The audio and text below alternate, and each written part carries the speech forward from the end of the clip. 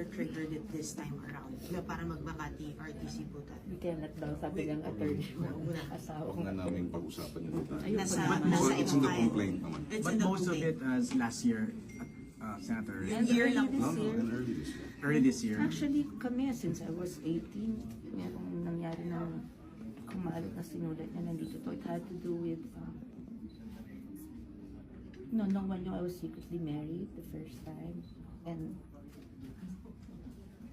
parang she wrote na I went to the States kasi gusto kong patanggal yung baby. When actually, I didn't even know I was pregnant. I was very good. You know, I'm just saying, I was 18 then, I'm 58 now. Okay. 40 years ago, I didn't do anything. So, patong-patong na. Senator, particularly, is it the radio program, from the radio program, or from the YouTube show? And print sometimes. And Facebook, basta social media platforms. Na nakakarating siyempre sa amin kahit hindi. So, nung kunulog na namin, masakit. Sharon, ulitin ko lang, no? You've reached out to her. No, before. in 2021, I offered my friendship. Mhm. And that was very, you know me, di ba? I don't bother when I don't really feel. You know, I want to give everyone a second, third, fourth chance. So that was the last time po that you spoke to her in 2021 or I was taping Provinciano, probably 2022, I don't remember, but a long time. Parang I'm trying to figure out nga parang this must be heavy for you because Hindi ko parang ginagawa. saka parang pagkakaalam ko rin parang okay naman kayo. Oo, minahal ko naman siya. Hindi naman hindi ako nakipagplastikan, di ba? Pag ayaw ko talaga.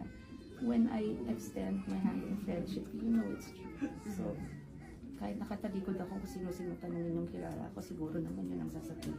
Buong pamilya kasi ano. Oo, na-affect. Pati mga anak ko, yung parang si Frankie, wala sila. Parang, God, they're kids, they're studying. Wala silang ginagawa. May pamilya din sila, siguro naman sana naintindihan nila. Hindi Tsaka- dapat ginagawa. Paulit-ulit pa. Ano man ang problema rin namin ng panganay ko, because at this point we're estranged. And I'm very, very hurt. Pero there are things na tama na yun. There are things na amin na.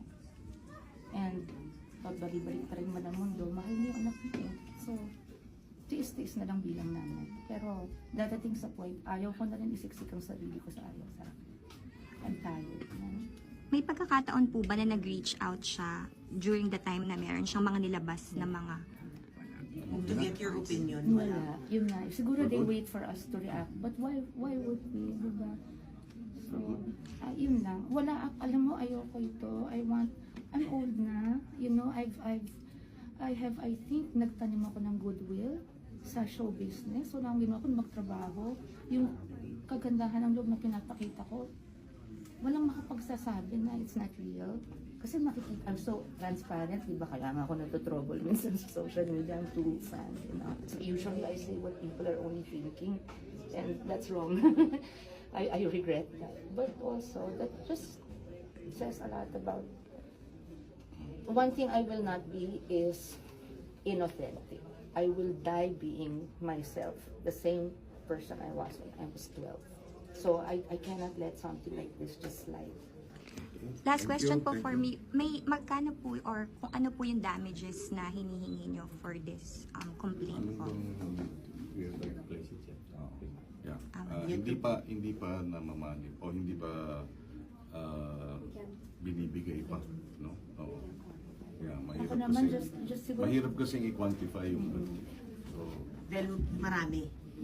kasi pag Maraming public, ano ka, apektado. diba? Maraming apektado, Oo. lalo yung mga tao, ang daming maritas sa Pilipinas, diba? Ang daming mema sabi lang, ang daming teka makiin na. So, pag may narinig, Bakit? kumalat, Teka. tagal na yun, hindi nyo Teka, alam. ma. So, ano, parang, takoyaki. huwag ka magdadyo. Oo nga. Nakakahiya. Naman na kita. So I don't like this. Sa amin naman, basta malinis yung pangalan namin. Basta we're not beyond naman